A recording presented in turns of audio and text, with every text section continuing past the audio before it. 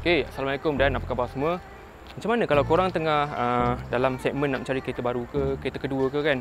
Harga dalam 120 hingga 140 ribu, tapi korang akan jumpa pilihan seperti macam pickup truck ataupun sedan-sedan segmen C macam Corolla Altis ataupun Honda Civic. Tapi korang rasa macam nak sesuatu yang lebih special sikit ke kan? Lebih sikit ke? Apa kata korang tengok pada ini, Suzuki Swift Sport.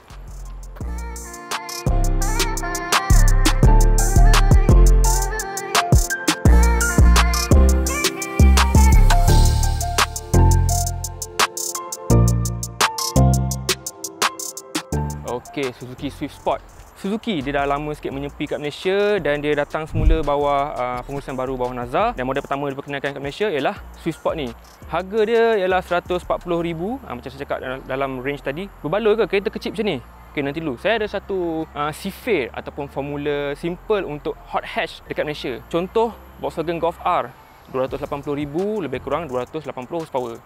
Honda Civic Type R lebih kurang 280 ke 300,000 macam tu, 300 ke 310 horsepower. Yang ni 140,000, 140 horsepower. Macam okey. Enjin dia, enjin 1.4 liter 4 cylinder booster jet 140 horsepower tadi dan 230 Nm torque. Cuma dekat Malaysia ni kita ada pilihan automatic sahaja 6 speed, dan kalau tengok dekat overseas dia ada petrol turbo macam ni dengan manual 6 speed, dan juga ada lagi hybrid dan diesel. Tapi kita satu variant sajalah dekat Malaysia. Kita tengok design luaran dia ni. Design luaran dia bagi saya secara overall, kalau nak bandingkan dengan Swift yang sebelum ni, yang ni nampak lebih dinamik, lebih garang sikit dan kurang manja sikit daripada dulu. Dia punya DRL depan pun dengan dia punya grill yang besar ni pun sedikit sebanyak bagi nampak gaya macam apa, anak anjing yang garang.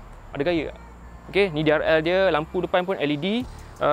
Dia ada kemasan macam carbon fiber sikit, splitter dibawa sampai ke tepi dan sampai ke diffuser belakang. Sini seperti biasa trademark Suzuki Swift, dia buat A-pillar ni warna hitam supaya dia punya keseluruhan luaran ni nampak macam efek floating roof. Dua generasi Swift sebelum ni, ZC31 dan ZC32 ada pilihan 3-door hatchback ataupun 2 pintu. Yang ni generasi ni sekarang dia 5-door sahaja ataupun 4 pintu. Tapi dia okeylah, dia buat agak kemas, dia sorok sini macam kau punya Honda HR-V ataupun sebelum ni ada Alfa Romeo 147, dia buat hidden macam ni.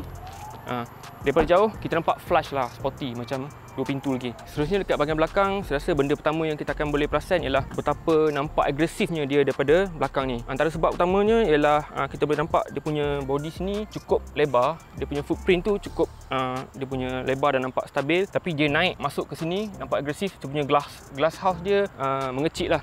So ada gaya-gaya macam mungkin macam mini sikit lah. Lampu belakang ni bagi saya okey je, lawa, nampak moden, sesuai dengan kesinambungan Swift sebelum ni. Dan kita boleh nampak kat sana dia punya emblem Swift Sport, dan saya suka dia punya dua exhaust. Dua exhaust ni memang trademark. Kalau dulu Swift Sport memang dia punya akan ada dua exhaust. Cuma exhaust dia bunyi kurang shock sikit lah, dia terlalu senyap. Dan untuk rim dan tayar, sebenarnya kita tengok dimension dia 195/50/16 dan tayar pun Yokohama Advance A13 ni kombinasi yang sporty dah. Cuma overall look dia, tayar dan rim saja nampak macam manja dan kereta bandar sikit. Jadi kereta macam ni paling sedap sekali bawa lah kan. Tapi sebelum kita bawa, sebelum tengok dalam, kita tengok boot space dulu.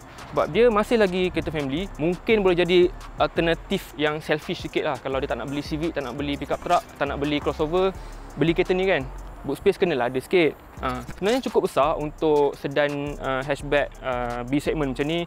Cuma dia punya lantai ni tak adalah flat. Dia tetap akan ada macam ni. Kalau crossover dia akan dapat flat. Tu je lah. Okay, jangan buang masa lagi, jom kita test drive.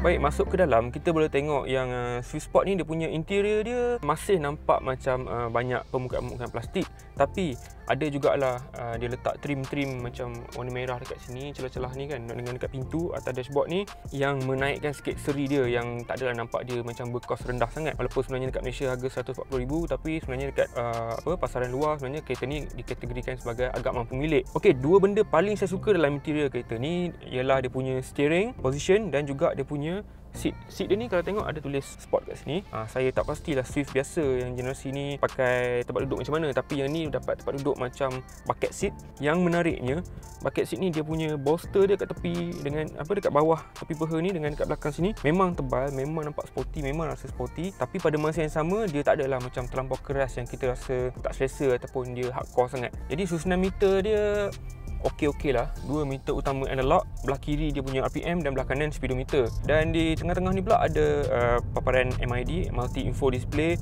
yang ada color.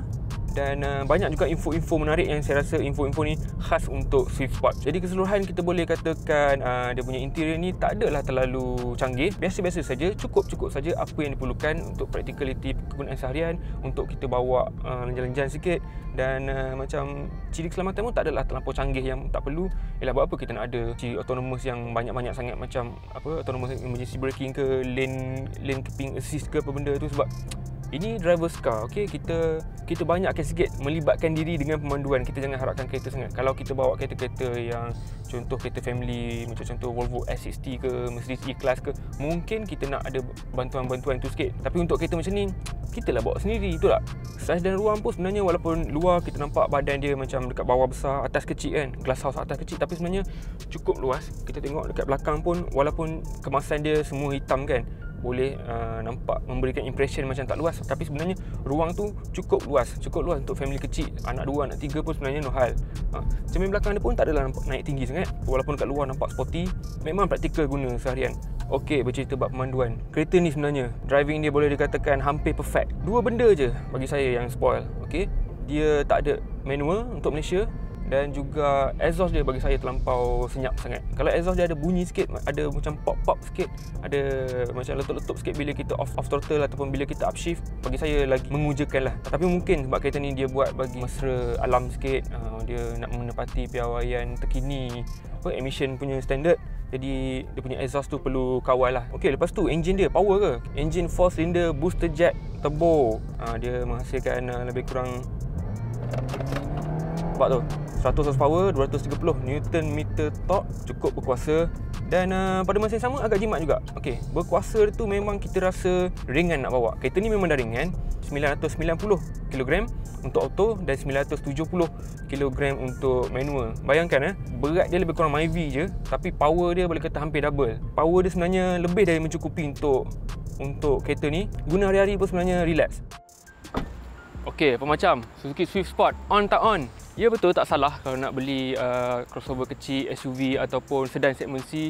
Tapi bukan semua orang dia nak menjadikan practicality ataupun ruang tu sebagai keutamaan nombor 1. Mungkin setengah orang lain dia nakkan kepuasan mandu yang sangat sporty sebagai nombor 1. Dia punya space, dia punya practicality tu kedudukan priority nombor 2, nombor 3. Yalah, space besar-besar sangat pun bukan balik kampung lagi kan. Jadi mana pilihan korang? Kalau saya personally, mungkin kalau orang rumah tak kisah, mungkin ni juga syok bawa. Okey, itu saja.